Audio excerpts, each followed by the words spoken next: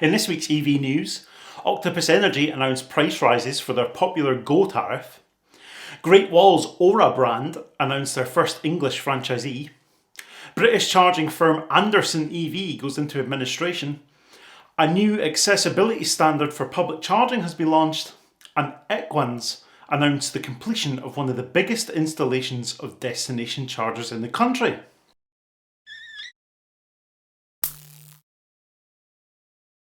Welcome back to another EV news and your weekly dose of doom and gloom about the cost of electric motoring, it seems. Let's get straight into it. I don't think many people will be surprised to learn that Octopus Energy, darlings of the EV home charging world, have just announced new versions of their much-loved Go and Intelligent tariffs that are intended for those charging EVs overnight, with higher tariffs than previously. Unless you've been living under a rock for the past year or so, you might have noticed that electricity and gas prices are rocketing, mostly due to the actions of a certain unhinged regime. New customers joining Octopus Go today will now have 4 hours of off-peak electricity priced at 12 pence per kilowatt hour, up from 7.5 that most people are currently on. There's a few lucky folks still charging for 5 pence at night, but they're few and far between, and that was mostly due to renewals that were processed in error at the old rates. Intelligent Octopus, which you need to have certain cars or certain compatible smart chargers to use, sees you charging for 10 pence during those variable off-peak windows. It might not sound like the end of the world. I mean, at the end of the day, you'll still be motoring for 3 to 4 pence a mile, depending on your car. But the day rates and the standing charges are fairly salty as well. These of course vary depending on where you are in the country, but for me at the moment, I would have a standing charge of 47.59 pence per day before I even use a single unit, and then the day rate would be 41.64 pence. The standard tariff price cap rates for this region would be 33.73 per kilowatt hour, although the standing charge would actually be slightly higher at just over 49 pence. But if you have a significant amount of daytime electricity usage that you can't shift to overnight to take advantage of those cheap rates, you'll potentially end up worse off on Go than you would be on a flexible tariff.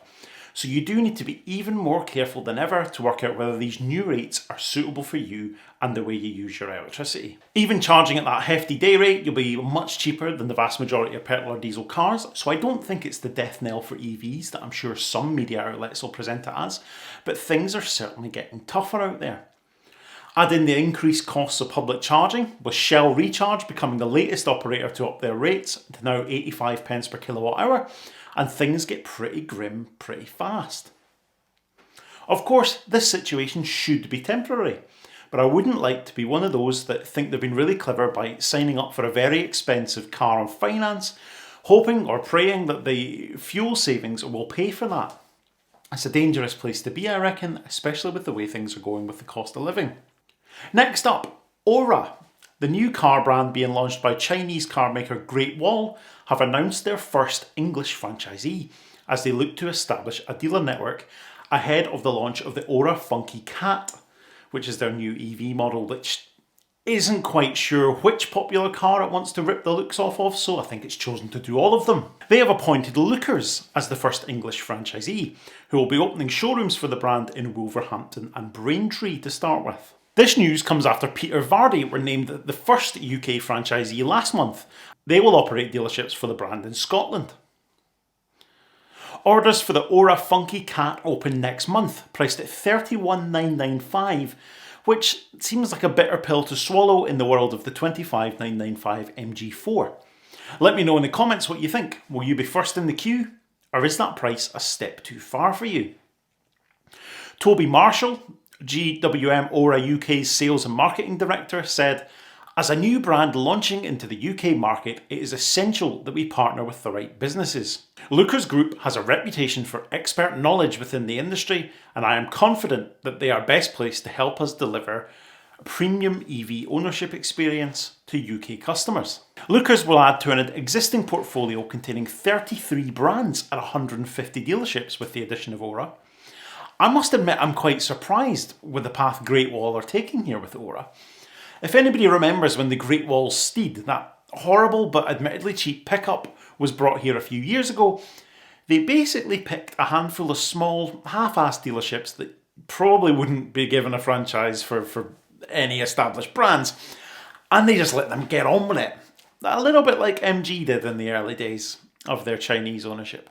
But this time it sounds like Great Wall are going straight in with the big boys. Both Peter Vardy and Lucas are substantial dealer groups, so it sounds like they're at least trying to do it right from the off. Of course, not that bigger always means better, as I think some people are now finding with MG as they sack off some of the little family-run dealers in favour of these big groups. I think it'll be very interesting to see how it pans out though. I do think they've missed the price point for the Funky Cat, but the sales will speak for themselves.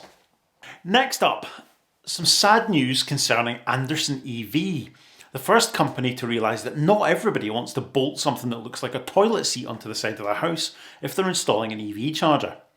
Known for their stylish A2 charge point that was absolutely perfect if you wanted as little as possible on display when your charger wasn't in use and you wanted something that blended in with the decor of your house, especially when you've got something like a listed building or something like that. Their slightly pricey product absolutely hit the nail on the head. Muller EV, which trades under the name Andersen EV, called in Interpath Advisory as administrators earlier this week. Launched in 2016, Andersen EV supplied and installed charging infrastructure to households across the UK.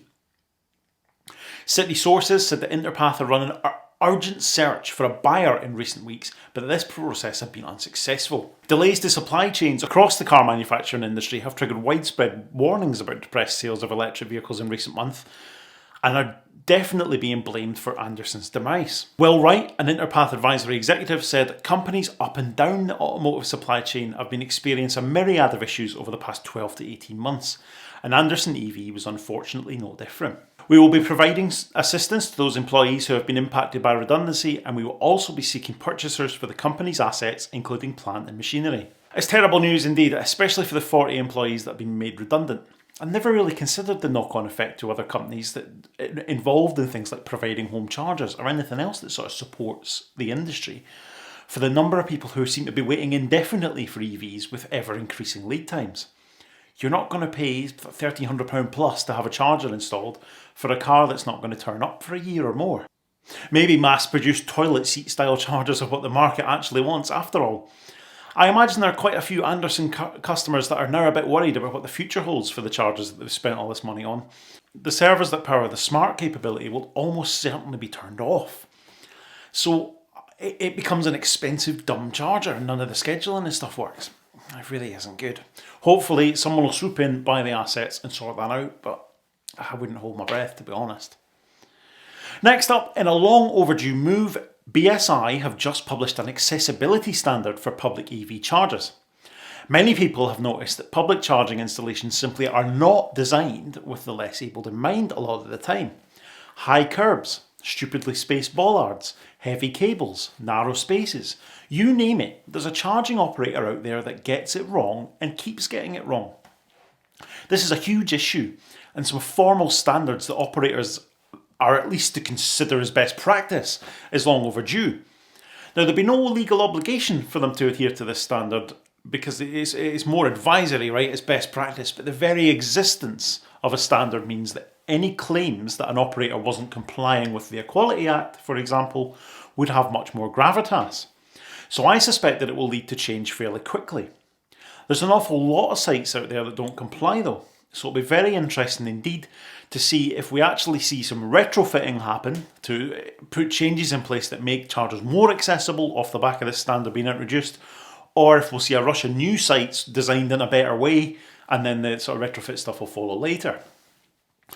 PAS 1899 is the name of the standard. There's a link in the description to the BSI website where you can download and review it. If there's enough interest, I might do a bit of a deep dive on it. Let me know in the comments.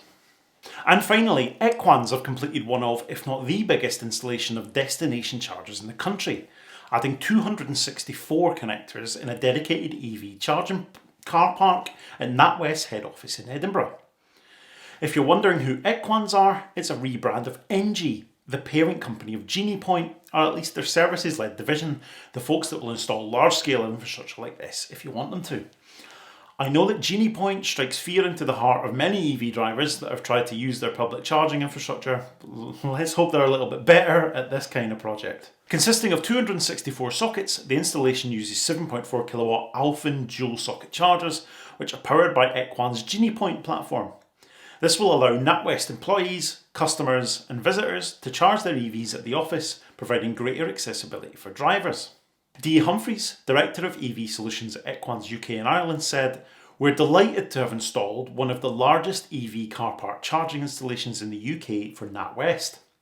The chargers will provide convenient charging for NatWest colleagues, customers and visitors at Gogarburn, helping to remove barriers to EV adoption and supporting others in transition to EV. The installation marks a significant achievement for EQUANS, and as we continue to support one of the UK's biggest banks with their journey to electric vehicles. It's fantastic to see NatWest setting an example for others to adopt more sustainable transport measures, and this installation is a testament to their commitment to a greener future." This is great news. I've always said that destination charging is thought to be hugely important, but often overlooked. People obsess over rapids and faster charging rates and numbers of rapids at a given location, but you forget that if you can charge your EV wherever you're parked, rather than specifically stopping to charge while you're making a journey, you never need to think about charging at all. Workplace charging is such an obvious piece of the puzzle as well. People's cars spend an awful long time parked outside offices, so charging them should be second nature. The last time I visited a larger scale destination charger installation was at Hatfield Station. If you'd like to know more about that, check out this next video.